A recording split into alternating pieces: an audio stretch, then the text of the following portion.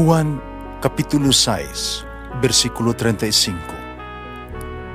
Si Jesus miingon kanila, "Ako mao ang pan nga naghatag sa kinabuhi.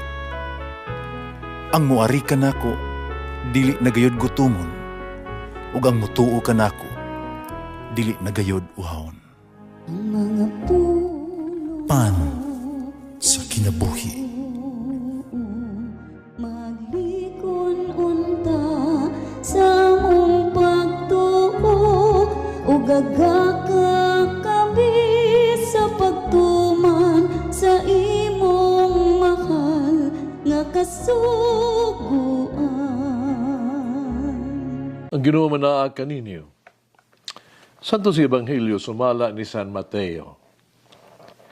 Unyo si Jesus miingon, "O Amahan, Ginoo sa langit ug sa yuta.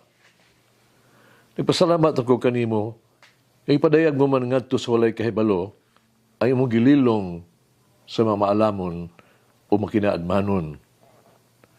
O Amahan, matuman kini kay mao kini ang imong gusto ug pagbuot. Ang akong Amahan naghatag kanako sa tanang butang. Walay nagkaila sa anak gawa sa Amahan, wala siya nagkaila sa Amahan gawa sa anak. Ug kadtong mga tao kabuot sa anak nga makaila sa Amahan." Ang Ebanghelyo sa Ginoo. Mati ang Ginoo kay siya maayo, ang iyang gugma mulungtad hangtod sa kahangturan. Pasalamati ang Diyos sa tanang mga Diyos, ang iyang gugma malungtaron. Pasalamati ang Ginoo sa mga Ginoo, ang iyang gugma malungtaron.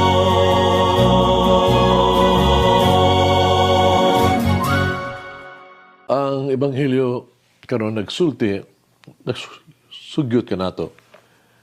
Sa katinaw kaayo ang pahayag mahitungod sa relationship panakiusa sa Dios nga Amahan uban sa Dios nga anak nga si Jesus. Kini ang panaghiusa hulagway sa usa ka itatog knowledge kahibalo sa pagsinabtanay tali sa Amahan ug sa anak. Si Jesus lamang ang nakaila gayod sa Amahan. Ug Amahan lamang ang nakaila gayod sa anak. Unsa ang gisulti kanato sa Ebanghelyo karon for us? Dunay duha ka butang, 2 points. Una, gipadayag ni Jesus ang tinubdan og gahom sa iyang pagsangyaw ug mga milagro nga iyang nabuhat. Pikan ngadto sa Amahan. Si Jesus nagadayeg sa Amahan. Tugay Amahan nagkahimog dagko mga butang diha kaniya, pinaagi sad kaniya. Busa ang dungog adto sa Dios nga Amahan. Gibalik ni Jesus ang mga pasidungog o mga pagdaig sa Dios lamang nga Amahan. Si Jesus miila sa kahalangdon ug himaya sa iyang Amahan. Karon kita mahimong malampuson. Makaani kita og daghang mga pasidungog. O kita adunay mga potensyal kalabaw nga makabot. Nagsuon, pagkinahanglan dili nato kalimtan ang Dios. Iyang gibuot ug giplano kanang mga butanga para kanato. Bisan kita may mga talento kahanas, sa gihapon kita kinahanglan gyud mosalig sa Dios ug mahimaya sa Dios nga Amahan. Sigurado nga tungod niya nabuntog nato ang makalisdanan sa kinabuhi. Naagwanta nato ang makasakit kung nakapas-an ta sa tong krus. Ang tanan tungod sa Dios. Ang tanan tungod sa iya mga grasya o sa iya mga plano. Usasama sa iyang anak nga si Jesus, kinahanglan usab nato siyang daygon o ibalik ngadto ang himaya sa Amahan. Ikaduha, Si Jesus wala magbuhat o maghimo nga milagro para lang siyang kaugalingon. Siya nagtrabaho alang sa Dios nga Amahan. Gibuhat niya ang kabubuton sa Amahan. Gisulti niya kung unsay gusto nga ihatag, ipasulti sa Amahan. Si Jesus mao ang nagpadayag sa Amahan. Iyan ang gituman ang plano sa Amahan. Siya milihok, dili alang sa pagpadako siya kagulingon, dili alang sa pagsikat, dili alang sa gahong. Iyang gipaambitan ang gugma sa Amahan. Iyang gihatag ang mga gasa sa grasya o kaayo sa Amahan ngadto sa tanan. Karon di na to kinahanglan nga kita magbuhat aron kita pagadaygon. Dili kinahanglan ibutang natong kaugalingong kredensyal, no? Sa atubangan sa mga tao. Kinahanglan lamang lang nga kita gyud maglihok, magtrabaho alang kaniya, alang sa Amahan. Ipaambit usab sa uban ang iyang kaayo, ang iyang siyang grasya. Kinahanglan lang magtilibangay kita pagtuman sa plano sa Dios. Kinahanglan ablihan lamang nato ang atong kasing-kasing ug unang-una sa iya mga kabubuton o siya pamaagi. Kinahanglan natong ihalad ang atong panahon, talento, bahandi alang sa katumanan sa plano sa Dios din sa yuta uban ka nato.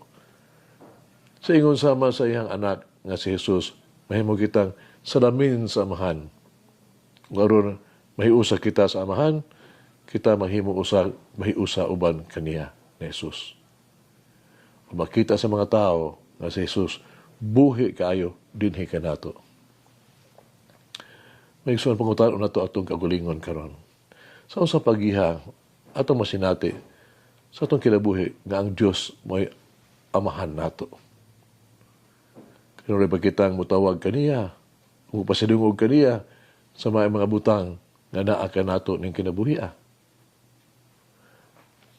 Magampo kita, maluluyog walay katapusang buutang Jesus. Among Ginoo ug magtutudlo. Ikaw usa ra sa Amahan. Ikaw mo ang anak sa Dios. Uban kaninyo nagkaila kami sa Amahan. Diha kanimo. Nasinati namo ang iyang gugma nahimo kaming iyang mga anak. Uban kanimo among maamguhan ang kaayo sa Amahan. Ang imong mga pulong mao ang iyang pulong. Ang imong mga buhat mao iyang mga buhat. Imong gipadayag kanamo ang usa ka may gugmaon, pinanggaon, mapasayloon nga Amahan. Masalamat kami kanimo sa pagpadala kanamo balik ngadto sa Amahan. Masalamat kami kanimo sa pagdawat kanamo di lamang ingon sa imong mga sumusunod, apan ingon sa imong mga igsuon sa pagkaamahan sa Dios.